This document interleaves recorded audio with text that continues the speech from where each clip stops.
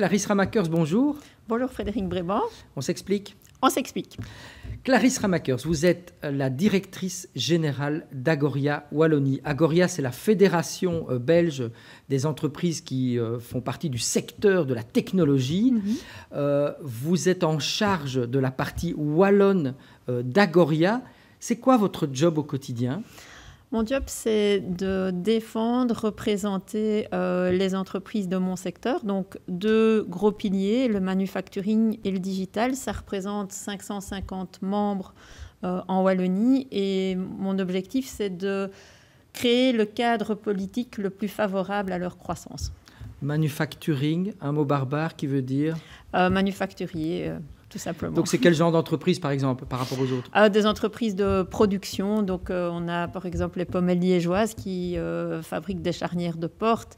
Mais on peut avoir des entreprises aussi dans le secteur de l'armement. On en a aussi. Et donc, ce sont des sous-secteurs très, très larges et très diversifiés. Les fleurons d'Agoria, Wallonie, quelles entreprises vous citeriez qui sont connues du grand public? Alors, on a l'aéronautique avec la Sonaca, la Sapca. On a des entreprises très innovantes comme John Cockerill, qui fait des aires de panneaux solaires. Pas les panneaux en tant que tels, mais qui crée l'innovation qui va permettre de donner un rayonnement maximal à ces panneaux solaires. On a des entreprises dans la défense comme la FN Herstal, et puis on a aussi des entreprises qui font de l'intelligence artificielle. On a des membres qui font aussi de l'engineering et de la consultance en engineering, c'est-à-dire comment est-ce que je dois fabriquer une machine qui va permettre à un de mes clients de se digitaliser. Et donc, vous êtes la super ambassadrice de toutes ces entreprises en Wallonie. Vous êtes arrivée à la tête d'Agoria Wallonie il y a 6 mois à peine. Tout à fait, oui. Quel est votre parcours? Comment vous êtes retrouvée là Alors, j'ai toujours aimé la chose publique au sens noble. J'ai commencé par un cabinet ministériel.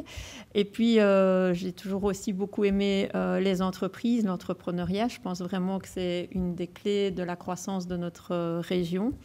Et donc, pour concilier les deux, j'ai fait du lobby pour les entreprises. Et donc, c'est vraiment le fil rouge de mon parcours, puisque j'ai commencé chez UCM comme conseillère pour les matières économiques. D'accord. Et puis, j'ai pris la tête du service d'études et de lobby avant de rejoindre Agoria. Après 6 mois, qu'est-ce que vous vous dites? Quel est le premier bilan? Quel est votre plus grand défi à la tête d'Agoria Wallonie aujourd'hui? Alors, mon premier bilan, c'est waouh, il y a quand même des vraiment belles choses en Wallonie. On a des belles des belles entreprises, clairement, et des entreprises qui innovent et qui sont tournées vers les défis sociétaux de demain et qui essayent de trouver des solutions. Je trouve que c'est vraiment un point commun entre les membres d'Agoria, c'est d'avoir envie, évidemment, de croître et d'augmenter ses capacités de production, son emploi, etc. Mais c'est surtout de changer les choses positivement pour demain. Et ça, c'est vraiment quelque chose de séduisant pour moi qui découvre ce secteur.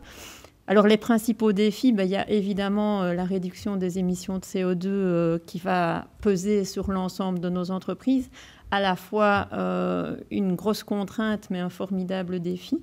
Et puis, il y a tout ce qui est clé de la croissance et qui, pour nos entreprises dans notre secteur, c'est principalement la pénurie de main-d'œuvre qui reste un frein à cette croissance. Donc, pour moi, c'est vraiment les deux défis majeurs.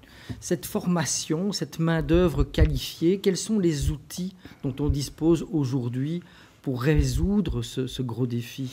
Alors, il y a plusieurs choses. On a quand même pas mal d'outils efficaces en Wallonie. On a notamment les centres de compétences. Un des gros enjeux maintenant, c'est de savoir comment on fait pour que les demandeurs d'emploi aillent vers ces formations qui sont directement créatrices d'emplois. Donc, on a encore des places qui sont libres dans les centres de compétences pour des formations à la fois digitales, mais aussi des formations techniques. Et alors, on parle de main-d'œuvre hautement qualifiée, mais il y a aussi de la main-d'œuvre qualifiée qui manque. On manque beaucoup de techniciens, on manque de soudeurs, on manque d'usineuses. Métiers, je fais exprès de dire soudeurs et usineuses parce que ce sont des métiers mixtes, alors qu'on pense parfois que ce sont des métiers très masculins. Pas du tout. Moi, je vais dans les ateliers et je vois qu'il y a aussi des femmes femmes qui ont tout à fait leur place et parfois même qui sont plus compétentes pour certains assemblages que les messieurs et donc qui sont privilégiées quelque part dans la sélection parce que peut-être plus minutieuses. Un autre défi, c'est aussi la digitalisation. Est-ce que de manière générale, les entreprises wallonnes ont relevé le défi ou elles sont à la traîne ? On a encore du travail, clairement. Donc, on a des fleurons qui sont ce qu'on appelle, nous, les Factory of the Future. Et donc, qui, elles, ont mis en place toute une méthode de digitalisation, mais on doit encore convaincre beaucoup. Et il y a plusieurs freins. Un des freins est notamment, en tant qu'entrepreneur, je suis aussi employeur. Comment est-ce que je fais pour faire pivoter quelque part les compétences de mon personnel ? Est-ce que si je digitalise, ça veut dire que je vais devoir licencier. Si je dois licencier, c'est un coût supplémentaire à mes investissements de digitalisation. Et donc, ce qu'on a mis en place, c'est un programme pilote avec l'Agence du numérique qui s'appelle Upskills et où on fait un screening des compétences du personnel en place. On voit le trajet digital que l'entreprise veut prendre et alors on crée un trajet de formation sur mesure grâce à nos centres de compétences, grâce au forum, du personnel en place pour le faire évoluer. Pour moi, c'est deux gains principaux. D'une part, on ne licencie pas et en plus, on rend aux travailleurs une juste place dans l'évolution de la société. Alors Agoria, je le répète, la Fédération belge des entreprises du secteur technologie, promet sur son site internet la création de 16 emplois par jour ouvrable dans les 10 prochaines années. C'est réaliste ou c'est une promesse intenable ? Non, c'est réaliste. Ça fait 40 000 emplois à l'horizon 2030. On a fait des calculs et des projections. C'est surtout une manière de faire évoluer positivement le budget de l'État, puisque par point de gain, par point où on va diminuer le nombre de demandeurs d'emploi, de pourcentage, eh bien, on va libérer 2 milliards de budget au niveau de l'État fédéral. Et donc, pour nous, c'est une troisième voie. On parle souvent d'augmenter les recettes en taxant plus, diminuer les dépenses en investissant moins. On sait que et l'un et l'autre ne sont pas des solutions à moyen terme, mais on vient de le vivre avec la crise sanitaire. Et donc, nous, on propose une troisième voie. C'est comment est-ce qu'on fait pour libérer du budget supplémentaire en créant de l'emploi.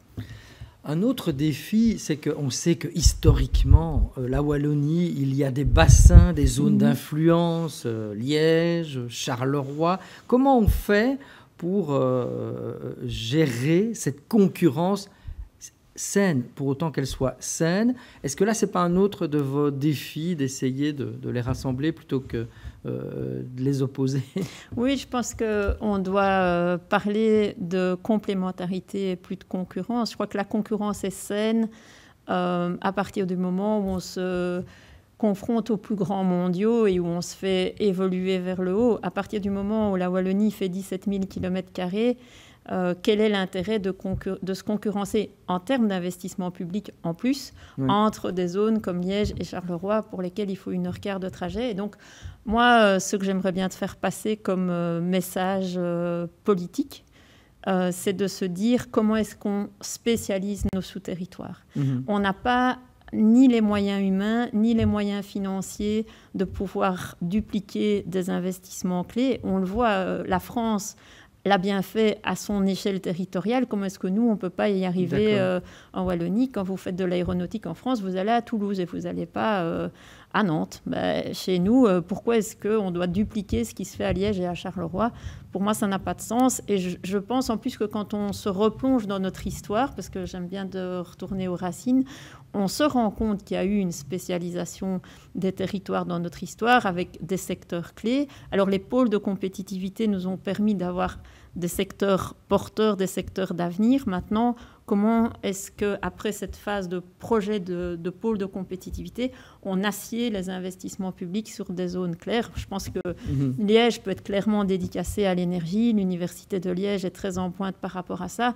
On a des entreprises comme John Cochrane qui travaillent sur l'hydrogène et on a vraiment des écosystèmes qui se créent par rapport à ça. Là où, par exemple, Charleroi va être beaucoup plus sur la connectivité. On va inaugurer le premier POC, le premier démonstrateur de 5G très bientôt à Charleroi. Et donc, quand une entreprise, où qu'elle soit située en Wallonie, veut tester une de ces innovations sur de la 5G, eh bien, qu'elle aille à Charleroi, elle sera bien accueillie. Dans cette sous-spécialisation et ces écosystèmes que vous aimeriez mettre en place, il y a un grand projet d'Agoria qui est de développer une nouvelle marque qui s'appelle Sports Tech Belgium, pour un peu offrir plus de visibilité à ces entreprises du secteur sport et technologie. Vous avez inauguré mi-octobre une journée spéciale, un sommet dédié à ce Sport Tech, et il y a d'autres ambitions. Est-ce que vous pouvez rapidement expliquer un peu ce dont il s'agit ? Oui, donc le constat qu'on a fait, c'est qu'on avait vraiment des champions, comme vous l'avez dit, en innovation, technologie, sport. Or, quand ces entreprises-là devaient montrer de quoi elles étaient capables, on n'avait pas de stade en Belgique qui permettait d'être des démonstrateurs. Et donc, on avait des délégations qui partaient à Londres, etc. Avec le Proximus Camp de Tubize, donc le centre d'entraînement des Diables Rouges, on a décidé d'en faire un véritable démonstrateur pour les entreprises des technologies et du sport, de manière à leur permettre de montrer ce qu'elles sont capables de faire comme innovation, mais aussi de tester leurs innovations. C'est pour ça que je parle de démonstrateur. Et l'objectif, il est de retenir nos entreprises en Belgique pour qu'elles puissent utiliser ce démonstrateur, mais surtout de faire venir des entreprises de l'étranger. Et donc, c'est pour ça qu'à côté de ce summit où on va où on a donné la parole à des orateurs étrangers, etc., pour montrer toutes les facettes du sport et des technologies.